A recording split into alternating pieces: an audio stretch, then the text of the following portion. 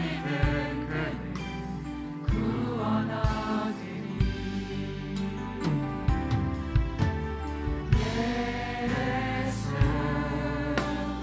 예수 오 능력의 그 이름 예수 나 외쳐 부르네. 예수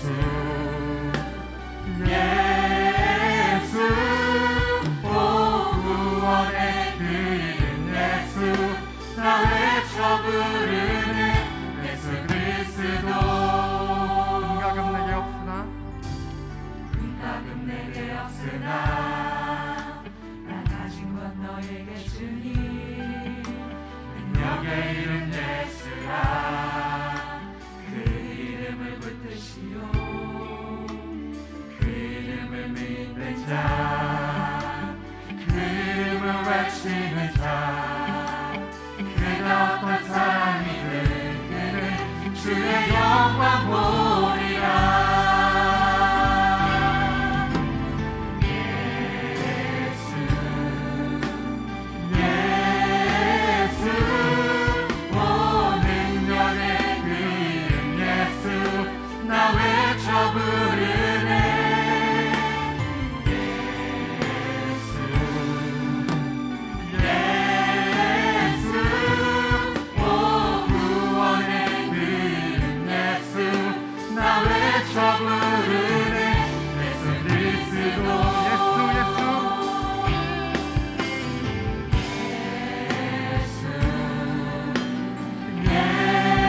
예수 오 능력의 그 이름 예수 나 외쳐 부르네. 예수 예수 오 구원의 그 이름 예수 나 외쳐 부르네. 예수 그리스도 우리에게 주신 영광의 이름 나 어찌 잠잠하리. 세상에 크게 외쳐 부르리 나의 주 예수 그리스도. 예수 예수 오 능력의 그 이름 예수 나 외쳐 부르네.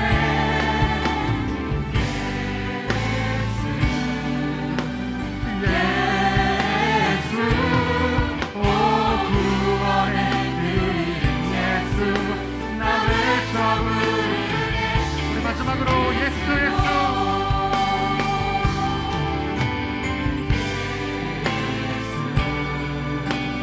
예수 오 능력의 그 이름 예수 나 외쳐 부르네.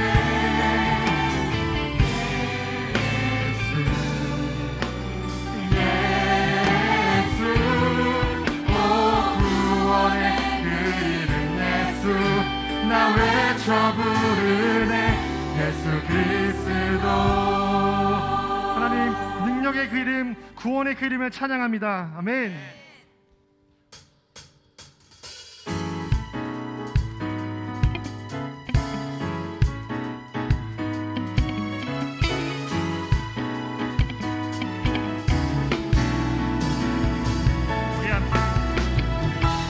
우리 함께 소리 높여서 주 행하신 일들 찬양해. 우리 함께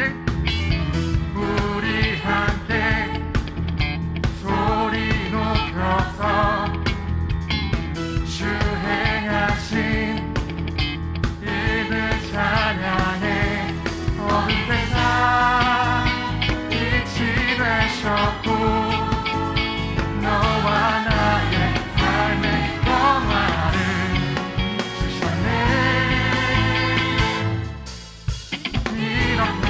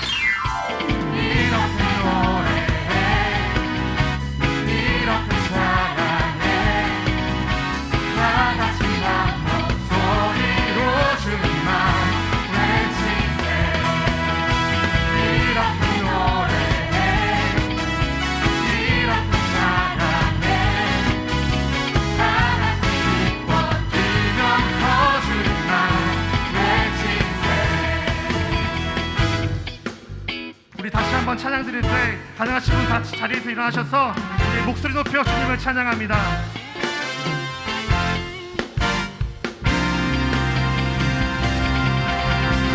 이렇게 노래해 이렇게 찬양해 다 같이 한 목소리로 주님만 외치세. 이렇게 노래해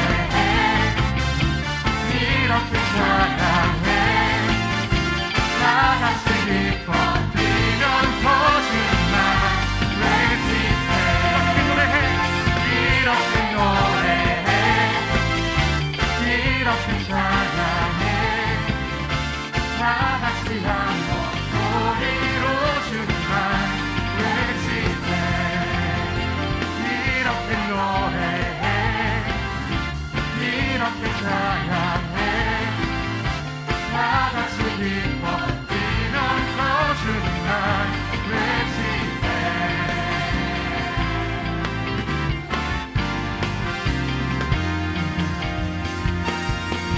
찬양받기 앞다가 지금 주님을 찬양합니다. 네.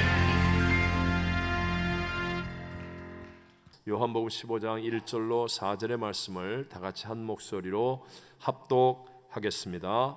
나는 참 포도나무요 내 아버지는 농부라. 무릇 내게 붙어 있어 열매를 맺지 아니하는 가지는 아버지께서 그것을 제거해 버리시고 무릇 열매를 맺는 가지는 더 열매를 맺게 하려 하여 그것을 깨끗하게 하시느니라. 너희는 내가 일러준 말로 이미 깨끗하여 졌으니 내 안에 거하라.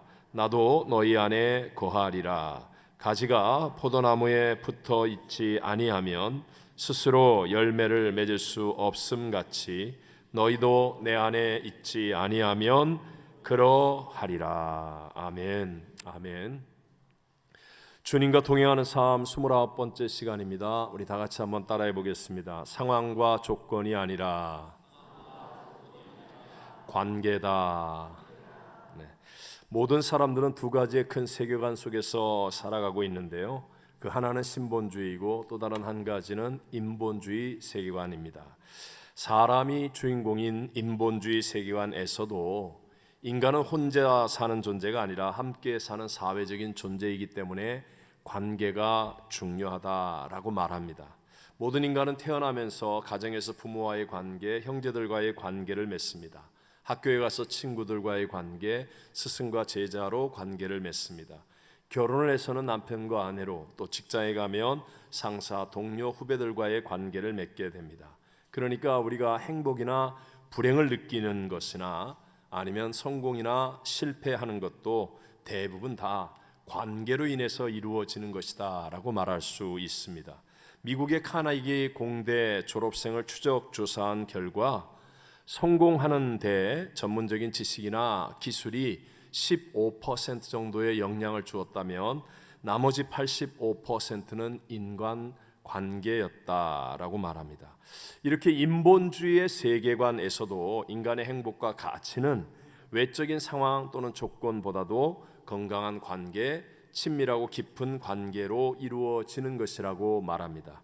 하물며 우리 하나님이 주인공이 되시는 신본주의의 세계관은 더욱 관계의 중요성을 강조합니다. 우리 인간은 모두가 다 하나님의 형상과 모양대로 지음 받은 영적인 존재였습니다. 그런데 첫사람 아담과 하와가 먹는 날에는 정령 죽으리라 말씀하신 하나님의 말씀을 불순종하고 선악과를 따먹음으로 영이 죽게 되었죠. 그래서 하나님과 영이신 하나님과의 교제가 끊어지고 관계가 끊어져 버렸습니다. 인간은 시간과 공간의 제약을 받는 3차원의 존재로 살아가게 된 것입니다. 우리가 몇 번 말씀드렸지만 1차원의 세계, 점의 세계는요 2차원의 이 평면의 세계를 수용할 수가 없고 자신이 더 큰 차원으로 포함되어지듯이 마찬가지로 3차원의 시간과 공간의 세계 속에 사는 우리 인생은 4차원의 영의 세계를 이해할 수 없지만 그러나 그 4차원의 세계에 포함되어 살아가게 되는 것입니다. 자, 아브라함이 믿음의 조상이 된 것도 똑같은 이치 속에서 이해할 수 있습니다. 아브라함이 막 하나님을 찾아서 아니면 착하게 해서 열심히 해서 그렇게 해서 4차원의 세계에 하나님을 만나고 믿음의 조상이 된 것이 아니라 3차원의 세계에 갈대아 우르에서 살고 있는 아브라함에게 하나님께서 나타나셨습니다.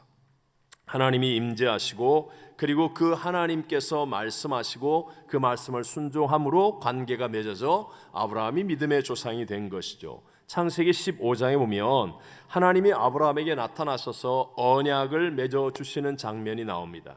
3년 된 암소, 3년 된 암염소, 또 3년 된 숫양, 그리고 집비둘기, 산비둘기를 가져다가 그 큰 짐승의 중간을 쪼개어서 만약에 언약을 지키지 않을 때에는 이 쪼개어진 재물처럼 죽는다고 하는 이 엄숙한 의식을 하나님께서 친히 언약의 당사자가 되어 주심으로 타는 횃불로 그 쪼갠 고기 사이로 지나가시며 맺어 주십니다.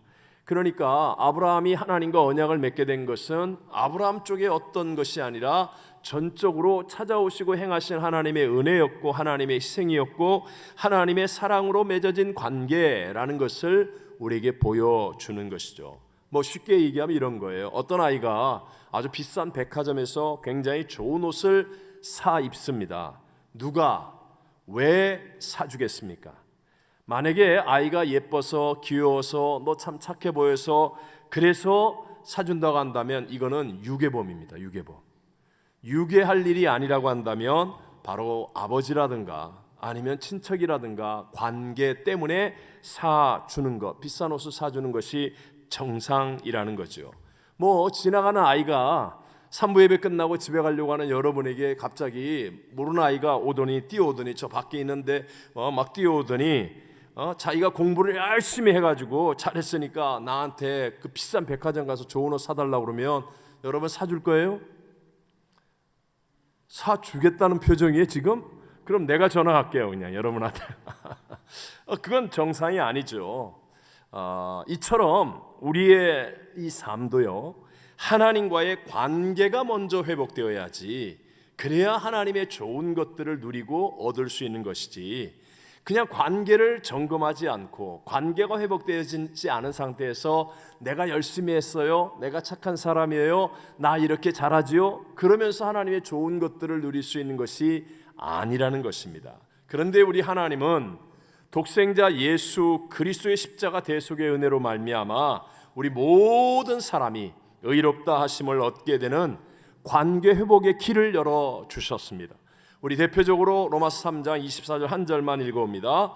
그리스도 예수 안에 있는 속량으로 말미암아 하나님의 은혜로 값없이 의롭다 하심을 얻은 자 되었느니라. 아멘. 여기서 의롭다 하심을 얻었다. 의라는 헬라어 디카요슈네에서 나오는 단어인데요. 이 말은 하나님과의 올바른 관계를 뜻하는 단어입니다. 누구든지 예수 그리스도를 믿어서 그래서 십자가의 은혜로 죄사함을 얻고 예수님이 Not I but Christ 내 안에 주인이 되어 주셔서 그래서 나의 죽은 영이 거듭나게 되면 우리 모두가 다 새로운 피조물이 되어 4차원의 영적인 세계가 믿어지는 삶, 우리 하나님을 아빠 아버지로 부르며 하나님과의 올바른 관계가 이루어지는 삶을 살게 되는 줄로 믿습니다. 오늘 우리가 읽었던 이 성경 본문의 말씀은 바로 그 관계에 대해서 예수님께서 포도나무와 가지의 비유로 직접 다시 설명해 주시는 것입니다. 오늘 이 본문의 말씀을 가지고 작년에 4주 동안 우리 함께 은혜를 나누는데 우리 교회 성도님들은 참 감사하게도 작년에 한 말씀이니까 아무 생각이 안 날 것이라고 믿고 또 오늘은 우리에게 새로운 각도로 우리에게 또 주시는 은혜를 나누려고 해요. 본문 1절과 4절을 우리 다 같이 함께 읽어보겠습니다. 나는 참 포도나무요 내 아버지는 농부라. 내 안에 거하라. 나도 너희 안에 거하리라. 가지가 포도나무에 붙어 있지 아니하면 스스로 열매를 맺을 수 없음 같이 너희도 내 안에 있지 아니하면 그러하리라. 아멘. 당연히 상식적이죠. 포도나무와 가지는 불가문의 관계, 즉 뗄래야 뗄 수 없는 관계인 것처럼 바로 포도나무이신 예수님과 가지인 우리의 관계가 그런 관계다 라고 이 비유를 통해서 말씀하시는 거예요. 여기서 강조하는 중요한 단어가 참 포도나무, 참, true 하는 말입니다. 여러분, 세상은 이 거짓말쟁이인 원수마귀가 정사와 권세를 잡고 다스리고 있는 곳이기 때문에 언제나 가짜 유사품들이 항상 많이 있습니다. 가짜는 진짜인 척하지만 언제나 우리에게 평안을 줄 수 없고 불안과 혼란 속에 빠뜨리게 되지요. 극단적인 예를 들면 마약 같은 것을 하면 막 난 천국을 느껴, 난 너무 평안해, 뭐 이렇게 말할 수 있을지 모르지만, 그러나 여러분, 안 할 때는 어떨까요? 더 괴롭고 혼란스럽고 인생 전체를 망쳐버리는 그런 불안함 가운데 빠지는 것 아닙니까? 있을 때는 좋은 것 같은데 없을 때는 나쁘게 되는 것은 확실하게 가짜입니다. 세상의 권력, 쾌락, 물질 또는 명예, 지위, 이런 것들도 때로는 우리의 인생을 다 뒤죽박죽되게 만들 수 있는 것이라는 거죠. 그러나 참 포도나무, 그것은 바로 예수 그리스도입니다.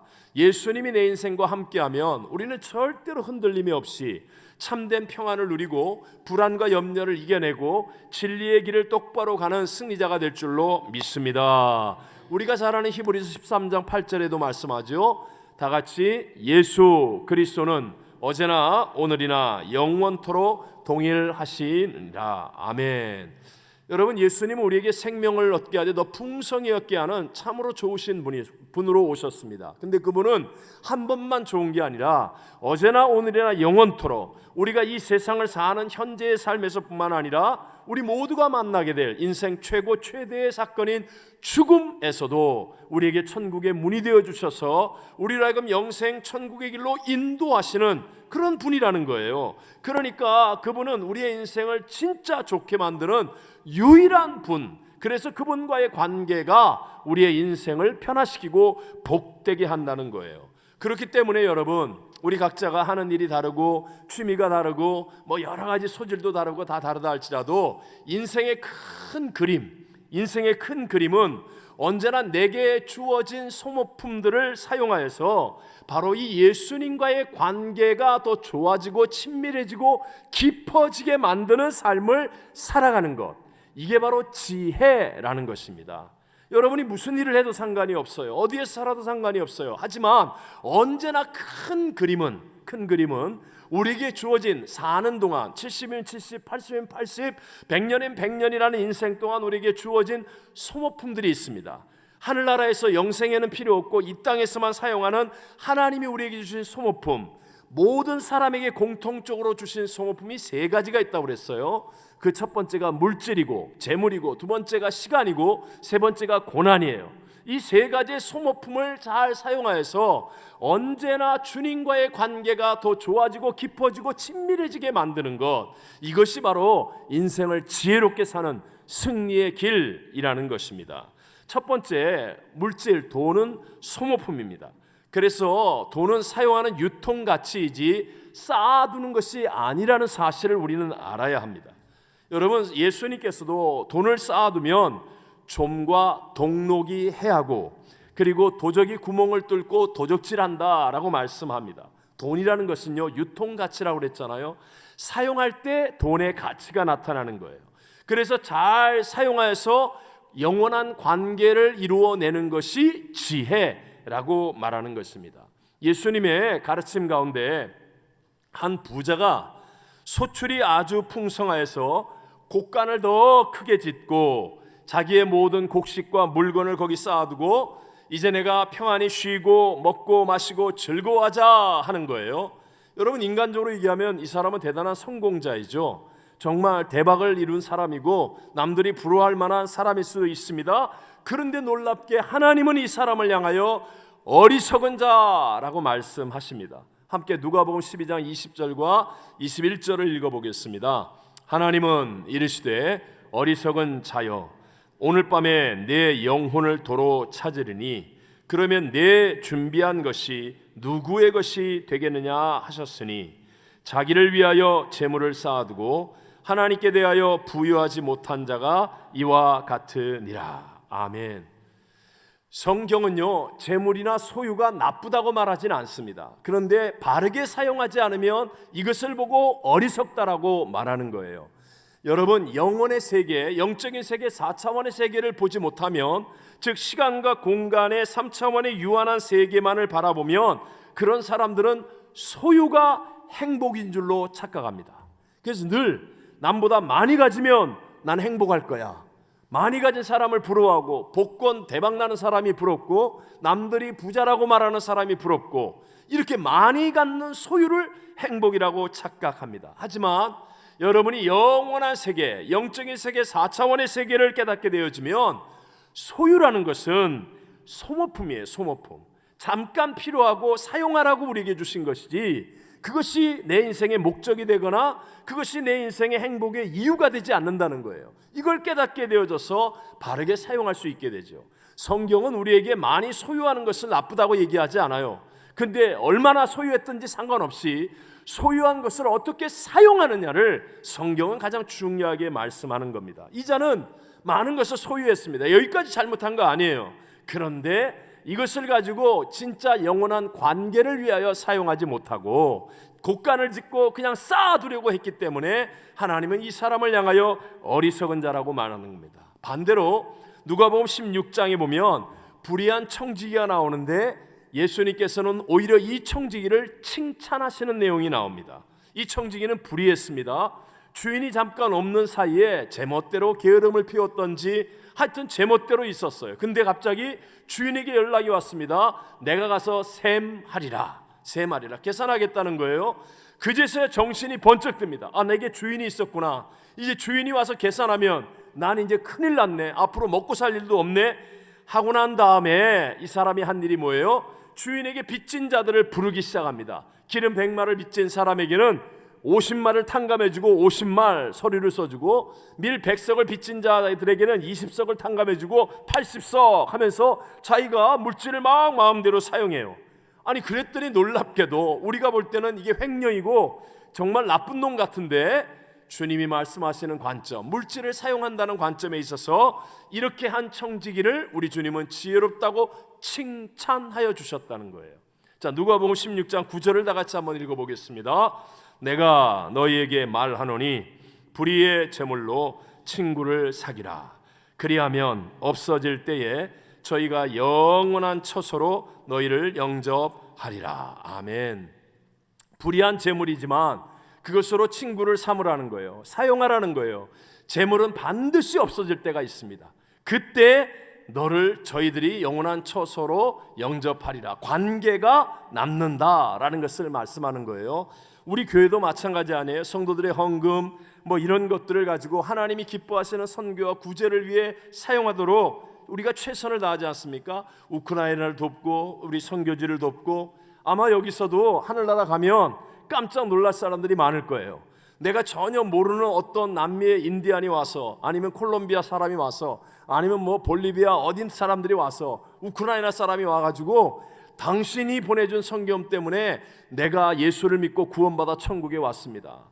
당신이 도와주었을 때 그때 교회가 세워지는 바람에 내가 그 마을에 살다가 그 교회 가서 내가 예수를 믿고 구원받아 천국에 왔습니다. 그러면서 여러분을 영접할 사람들이 많이 있게 될 거예요. 이게 바로 물질을 사용하라는 방법이라는 겁니다. 이 땅에 사는 동안에 하나님 앞에 올바른 관계를 위해, 영혼을 위해 투자하고 노력하여서 관계를 만드는 데 쓰도록 하는 것, 이것이 물질이라는 것이죠. 두 번째, 시간도 소모품으로 주님과의 관계를 위해 사용하는 것이 지혜다라고 성경은 말씀합니다.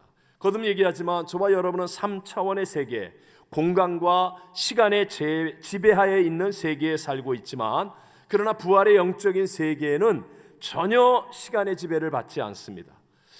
예를 들어 물고기는 물 안에서만 있기 때문에 물 밖을 이해하지 못하듯이, 마찬가지로 우리는 태어나서 지금까지 계속 시간 안에 살고 있기 때문에 시간 밖의 이 개념을 경험해 본 적이 없어요. 그래서 시간이 없다라는 말을 쉽게 이해를 잘 못합니다. 뭐 굳이 예를 든다면, 여러분 밤하늘의 별을 쳐다봅니다. 그런 별빛이 막 반짝반짝하는 별이 보여요. 근데 그 별이 지금 내가 현재 쳐다보는 이 시간의 그 별의 모습일까요? 그렇지 않다는 거예요. 어떤 별과의 거리는 일광년이라고 얘기합니다. 그 말은 그 별이 빛이 비춰져서 1년이 지나서 내게 도착한다는 거예요. 어떤 별은 100광년, 1000광년 하면 내가 지금 현재 그 별을 반짝거리는 별을 쳐다보고 있지만 그 바라보고 있는 빛은 1000년 전에 내게 비춰지는 빛이었어요. 그러니까 과거의 별을 보고 있는 거예요. 그 사이에 그 별이 부딪혀서 없어져 버렸을 수도 있는데 우리는 지금 그렇게 보는 거예요. 즉 우주에 나가면 오늘 우리가 생각하고 있는 그런 시간의 개념은 아무 소용이 없다, 의미가 없다라는 것을 설명하려는 것이죠. 마찬가지로 부활의 영적인 세계에서도 이 땅의 시간의 개념이 없어집니다. 뛰어넘는다는 거예요. 그래서 예수님께서 요한복음 8장 56절에 이런 말씀을 하십니다. 다 같이 읽어볼까요? 너희 조상 아브라함은 나의 때 볼 것을 즐거워하다가 보고 기뻐하였느니라. 지금 유대인들이 예수님을 막 핍박하고 괴롭히니까 너희 조상 아브라함, 즉 예수님 그때 당시로부터 2000년 전에 죽었던 그 아브라함은 유대인의 시조 아닙니까? 그 아브라함이 지금 나의 때를 볼 것을 즐거워하다가 보고 기뻐한다라고 말하는 거예요. 그러니까 아니 2000년 전에 아브라함이 죽었는데 어떻게 지금 예수 너를 보고 기뻐하고 즐거워한다는 말이야 라고 유대인들은 오해해요. 그러나 여러분 생각해 보십시오. 그것은 우리가 생각하고 있는 3차원의 시간의 이 순서로만으로 생각하기 때문에 모순 같아 보이지만 예수님은 영적인 세계를 알고 계시고 보고 계신 분 아닙니까? 영적인 세계에서 보면 이 세상의 지배를 받지 않는 거예요. 2000년 전에 죽은 아브라함이 현재와 같이 사는 겁니다. 그래서 하나님은 아브라함의 하나님, 이삭의 하나님, 야곱의 하나님이라고 얘기하면서 죽은 자의 하나님이 아니라 산 자의 하나님이라고 말씀하신 이유가 바로 그것입니다.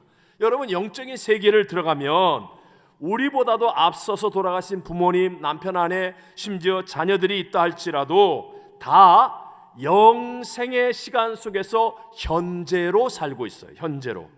단지 이 땅의 모습이 아닌 완전한 새로운 피조물의 모습으로 영생을 누리는 거예요. 그래서 우리가 알아보지만 옛날 같은 남편과 아내로 만나는 게 아니에요.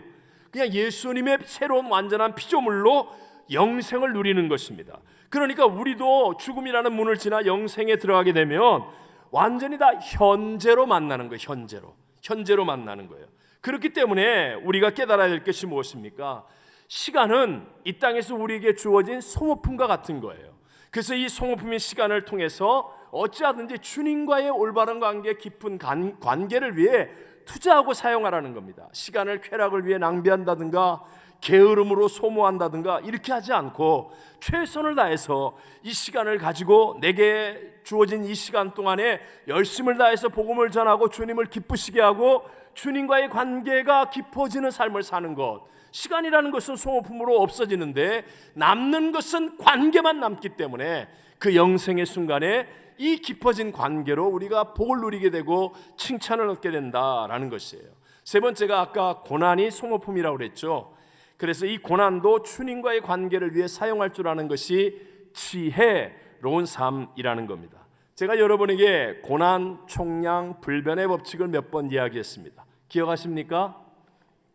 감사합니다. 빨리 잊어주셔서. 고난, 총량, 불변의 법칙. 모든 사람에게는 다 고난의 총량이 있어요. 이게 불변하는 겁니다. 그렇기 때문에 내가 기왕이면 고난의 총량이 있다면 주님을 위해 고난을 받는 거예요.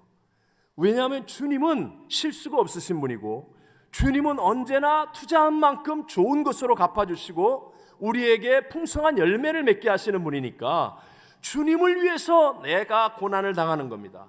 그러면 그 주님의 고난의 총량이 내게 있는 고난의 총량이 주님으로 인하여 채워지면 나머지 나의 삶 속에는 마치 요셉이 감옥 안에 있는데도 형통하는 것처럼, 요셉이 노예가 되었는데도 형통하는 것처럼, 다윗이 어떤 대적이 있는데도 불구하고 부족함이 없는 삶을 사는 것처럼 우리의 삶 속에 놀라운 하나님의 형통과 복이 흐르는 삶이 될 줄로 믿습니다. 근데 지혜롭지 못한 사람은 이렇게 생각하는 거예요.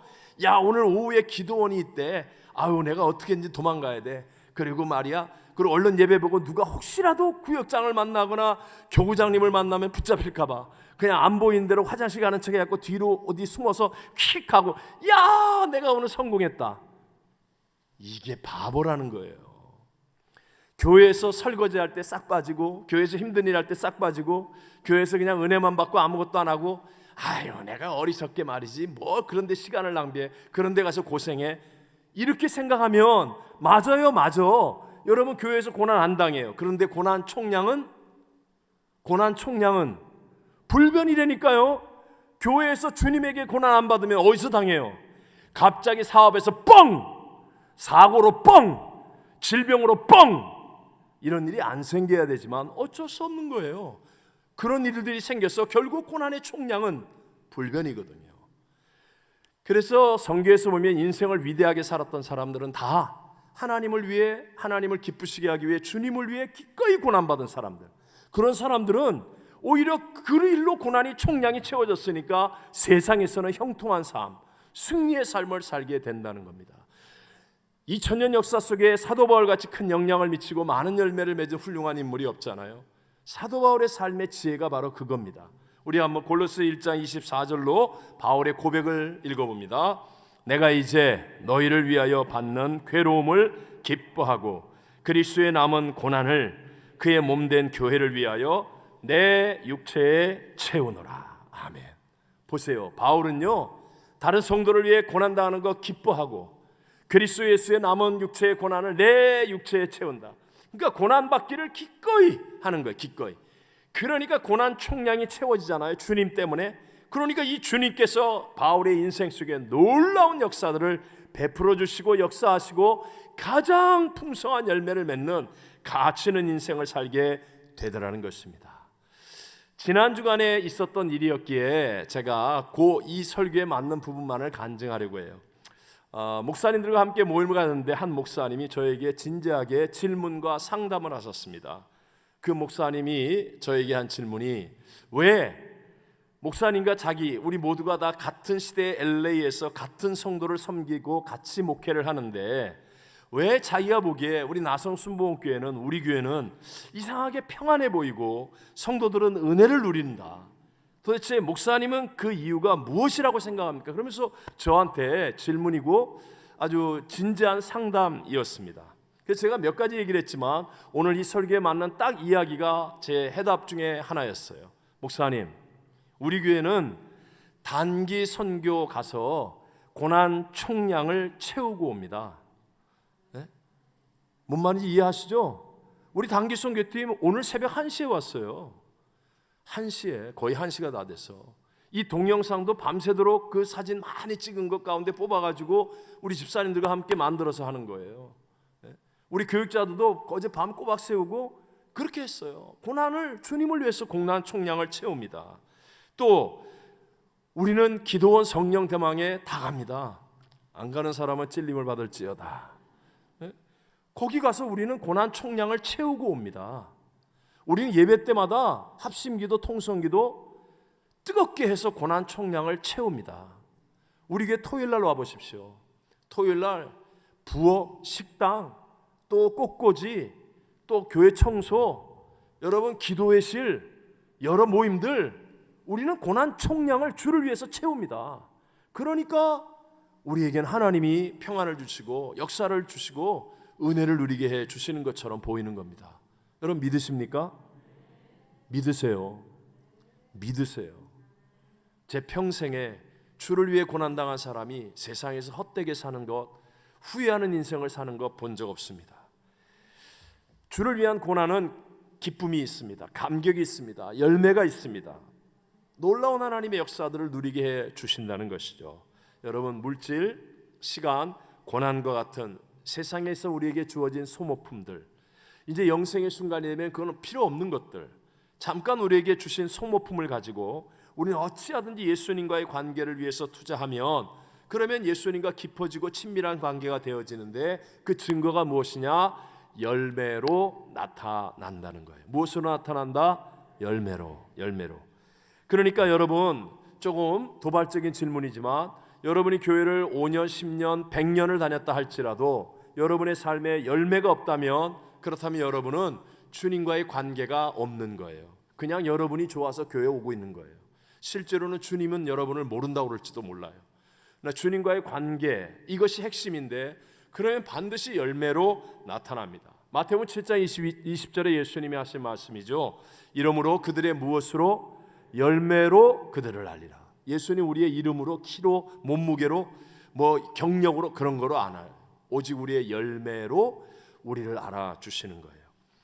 자, 예수님께서 하신 비유가 포도나무와 가지 아닙니까? 근데 이 포도나무는요, 구불구불한 넝쿨 같은 나무라 목재로도 쓸 수 없고 아무것도 쓸 데가 없어요. 포도나무는 지팡이도 못 만들어요. 아무것도 쓸 데가 없습니다. 포도나무의 목적은 딱 하나, 포도 열매밖에 없습니다. 열매. 우리가 포도나무의 가지가 되었다고 한다는 것은 반드시 주님이 기뻐하시는 열매를 맺어야 한다는 것입니다. 예수님이 이 땅에 오셔서 수많은 기적들을 행하셨는데 유일한 저주의 기적이 하나 있습니다. 유일한 저주의 기적, 그것은 바로 열매 맺지 못하는 나무를 저주하신 것이었습니다. 그만큼 예수님은 열매를 원하시고 열매를 보고 계시고 열매를 찾으신다라는 것이죠. 그렇다면 여러분, 포도나무 대신 예수님께서 가지인 우리에게 열매를 맺게 하시는 전략이 있을 거 아니에요. 뭔가 전략. 오늘 성경이 말씀해 주는 전략이 있는데 그게 바로 너무 상식적이지만 붙어 있으라는 겁니다. 어떻게 알아? 붙어 있으라. 붙어 있으라. 뭐 간단하죠. 나무에 가지가 떨어져 있으면 열매를 맺지 못하는 건 상식적이지 않습니까? 근데 예수님과 가지, 포도나무와 가지는 이렇게 물리적이지만 예수님과 나는 참 굉장히 붙어 있다는 게 애매하고 어렵고 힘들 때가 많이 있다는 거예요. 특별히 지금 우리가 살고 있는 시대는 말세는 아주 지독한 개인주의, 그리고 하나님을 대적하는 시대예요. 그런 시대에 내가 예수님께 붙어 있다는 게 결코 쉬운 얘기가 아니라는 겁니다. 어떤 것이 붙어 있는 것입니까? 이런 시대에 붙어 있어서 정말 주님이 주시는 풍성한 열매를 맺는 삶이 되기 위한 선택과 집중은 바로 하나님의 말씀을 붙드는 겁니다. 선택과 집중이 뭐라고요? 하나님의 말씀을 붙드는 거예요. 자, 본문 2절과 3절을 다 같이 한번 읽어보겠습니다. 무릇 내게 붙어 있어 열매를 맺지 아니하는 가지는 아버지께서 그것을 제거해 버리시고, 무릇 열매를 맺는 가지는 더 열매를 맺게 하려 하여 그것을 깨끗하게 하시느니라. 너희는 내가 일러준 말로 이미 깨끗하여 졌으니. 아멘. 자, 간단하게 얘기하죠. 열매를 맺지 않는 가지는 제거해버리고 열매를 맺는 가지는 깨끗하게 해서 더 풍성히 맺게 하겠다. 그런데 깨끗하게 하는 게 뭐라고 그랬어요?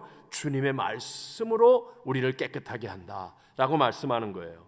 여기서 우리가 오해하기 쉬운 게 제거해버리시고 이렇게 말하는데, 이 제거해버리시고로 번역된 헬라어는 아이로라는 단어예요. 이 말은 일으키다, 들어올리다 라는 뜻입니다. 우리가 제거해버리시고 그러면 우리가 이게 컷아웃 시키는 것, 칼로 잘라버리는 것, 이렇게 생각하기 쉬운데 그것은 아니고, 당시 유대의 포도나무는 호박나무처럼 덩굴로 되어 있는데 땅에서 자랍니다. 땅에서. 그러니까 이 포도나무가 열매를 많이 맺으려면 이 땅에 있는 덩굴 가지를 들어 올려주는 거예요. 들어 올려주면 가지가 썩지 않고 열매를 더 풍성히 많이 맺게 되어 있다는 거예요. 바로 이렇게 들어 올려주는 역할을 하는 게 주님의 말씀입니다. 말씀으로 깨끗하여졌다. 예를 들면 여러분, 갈대아 우르에서 살던 아브라함이 갑자기 하나님이 나타나십니다. 4차원의 세계에 하나님이 3차원의 세계에 아브라함에게 오셔서 말씀하십니다. 내가 네게 지시할 땅으로 가라 라고 하시는 것이 바로 아이로예요. 들어 올려주시는 거예요. 그래서 그 말씀을 따라 그가 갔더니 옛날과 삶이 세상과 갈라지게 되는 것, 갈라지는 것, 들어 올려져서, 그래서 아브라함이 하나님과 함께하는 놀라운 열매를 맺는 믿음의 조상이 되는 삶이 되어지는 것, 바로 이것이 아이로라는 겁니다.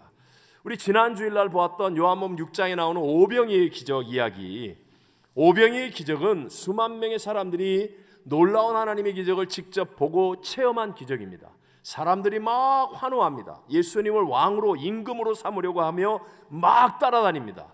그때 여러분, 만약에 예수님이 세상의 것들을 좋아하셨다면 그 따라다니는 사람을 안 떠나게 해야 될 거 아니에요. 요즘 대통령이나 뭐 권력자들이 하는 것처럼 인기 있는 말을 하거나 듣기 싫은 말을 하지 않고 이렇게 하는 게 올바른 길 아니에요. 그런데 예수님은 그러지 않습니다.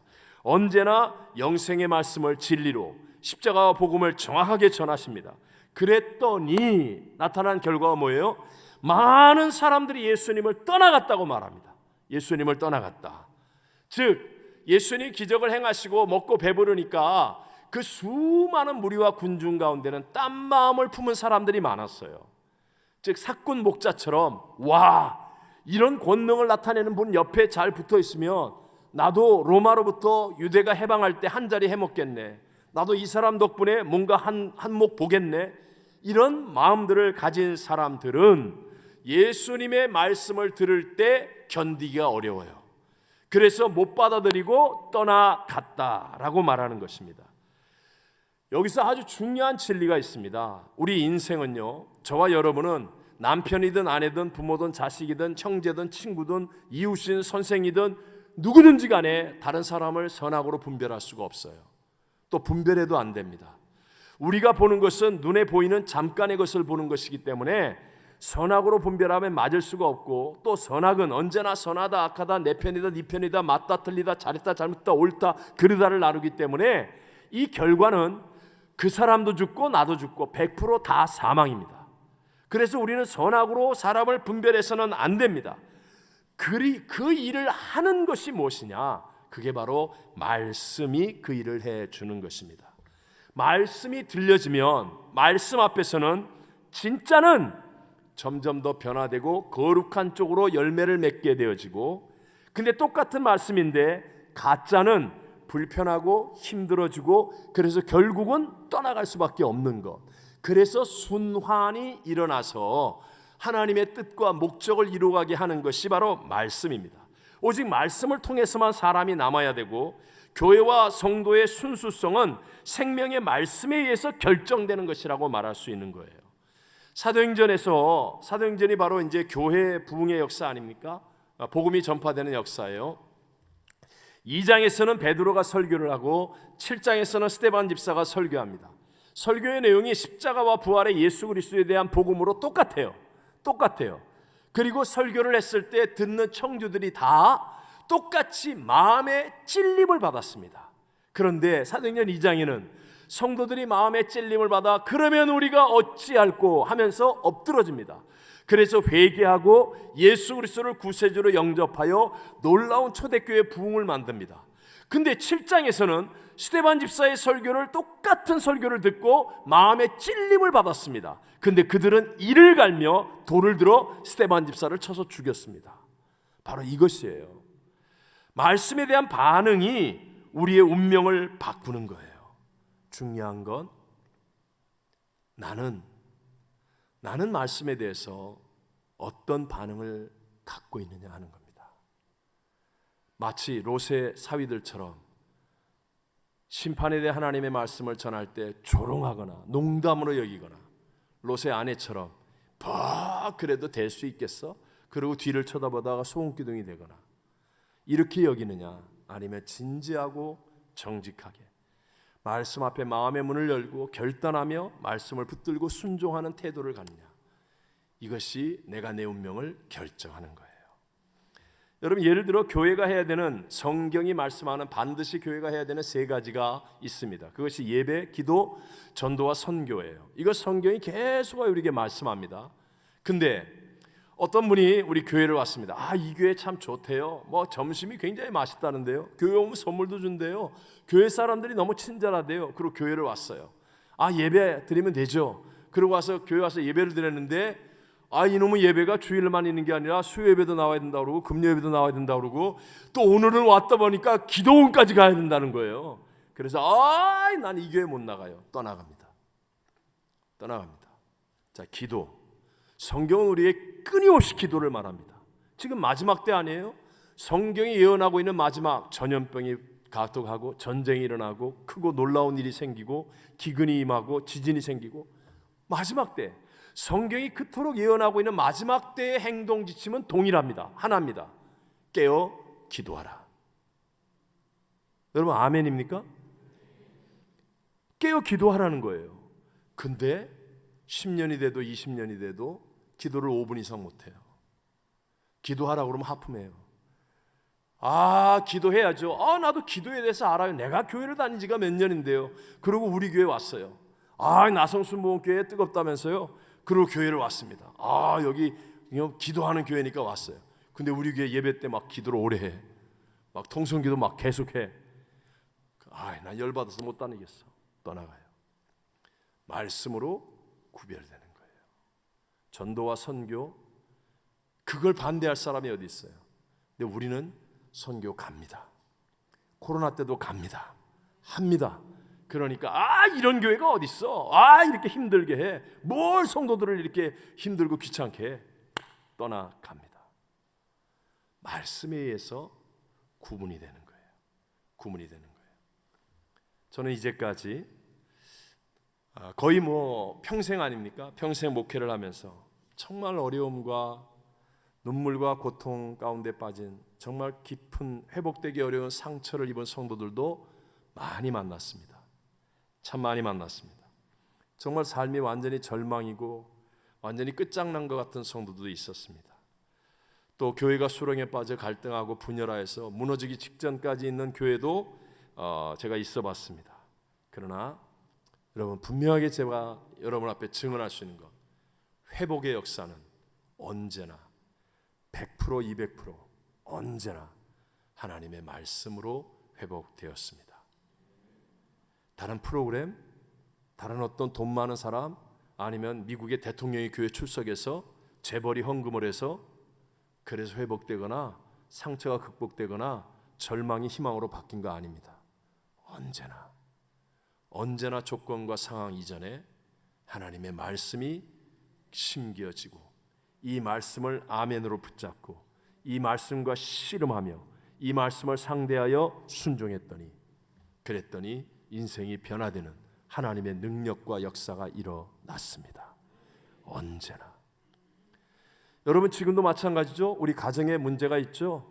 남편, 아내, 부모, 자녀 등등. 직장 가면 저 상사가 날 너무 괴롭게 하고 저 사람이 날 너무 태클을 걸고 난 저 사람 때문에 정말 직장 나오기도 싫어. 학교에서도 또 뭐든지 있죠. 내 약함이 있습니다. 나의 부족도 있습니다. 그러나 여러분 기억하십시오. 내가 문제를 상대하여 내가 내 아내를 고쳐놓고 말리라. 내 남편을 변화시키리라. 내 자녀를 이번에 반드시 꺾어 놓으리라. 우리 부모님에게 꼭 내가 한번 어떻게 하리라. 백전백패합니다.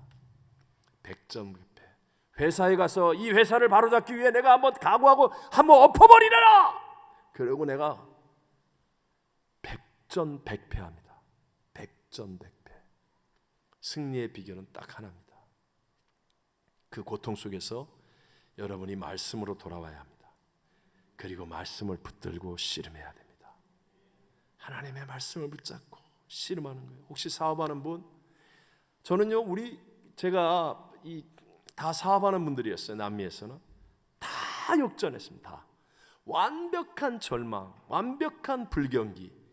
국경 지역에서 사업을 하면 국경이 셧다운이 되잖아요.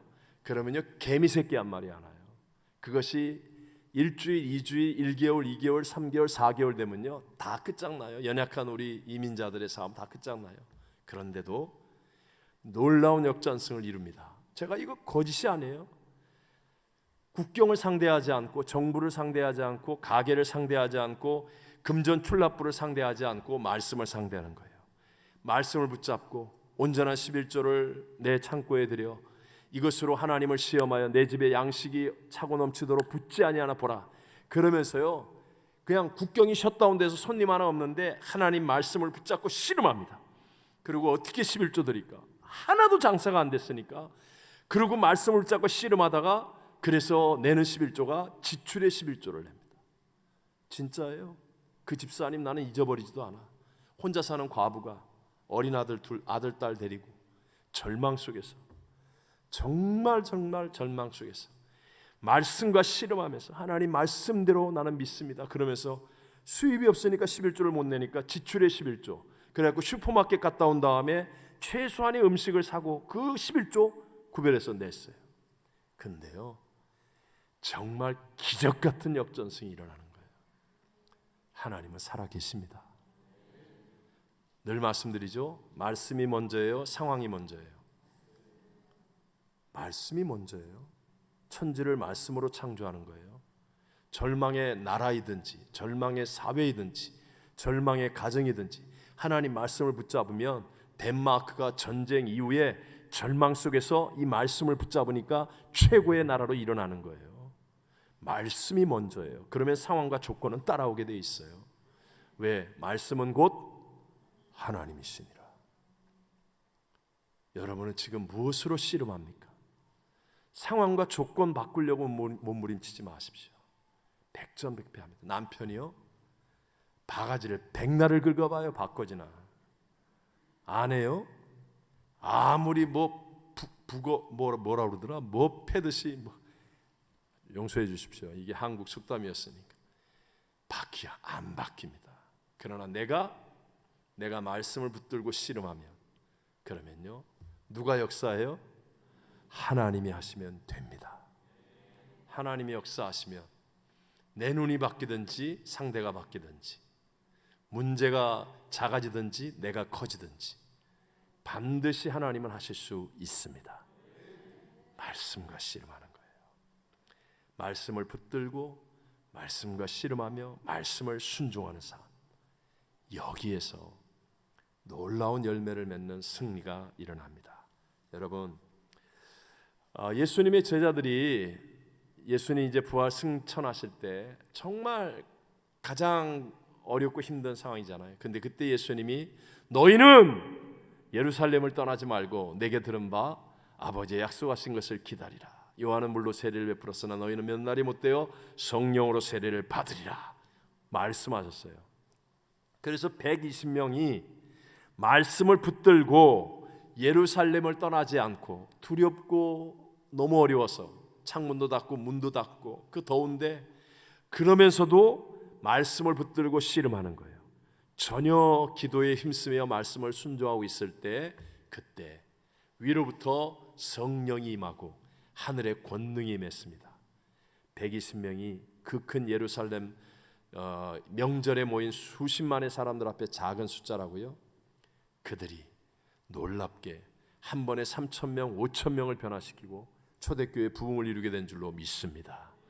그 보잘것없는 그 사람들이, 말씀을 붙들고 씨름했던 그 사람들이 바로 예루살렘, 온 유대, 사마리아, 세상에 주의 복음을 전하는 가장 위대한 하나님의 새 역사를 만들게 된 줄로 믿습니다. 오늘도 동일합니다. 저와 여러분에게 상황과 조건이 먼저가 아니라 먼저 우리는 주님과의 관계에 있습니다. 하나님 우리에게 인생의 소모품들을 주셨어요. 짧은 인생의 소모품, 물질, 시간, 고난을 통하여 여러분 어찌하든지 짧은 인생 동안만 사용할 수 있는 이 소모품들을 가지고 주님과의 관계를 위해 쓰셔야 됩니다. 투자해야 됩니다. 노력해야 됩니다. 그리고 이 개인주의와 하나님을 대적하는 말세에 우리 집중과 선택, 말씀을 붙들고 말씀을 함께함으로 우리 예수님과의 좋은 관계를 통해 영혼이 잘된 같이 범사가 잘되고 강건한 풍성한 열매 맺는 성도들 다 되시기를 주의 이름으로 축원합니다. 축원합니다.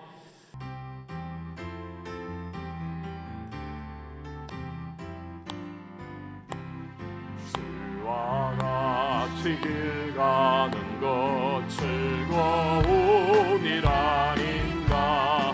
우리 주님 걸어가신 발자취를 밟겠네. 한 걸음 한 걸음 주 예수와 함께 날마다 날마다 우리 걸어가리. 어린아이 같은 우리 미련하고 약하나 주의 손에 이끌리어 생명길로 가겠네. 한 걸음 한 걸음 주 예수와 함께 날마다 날마다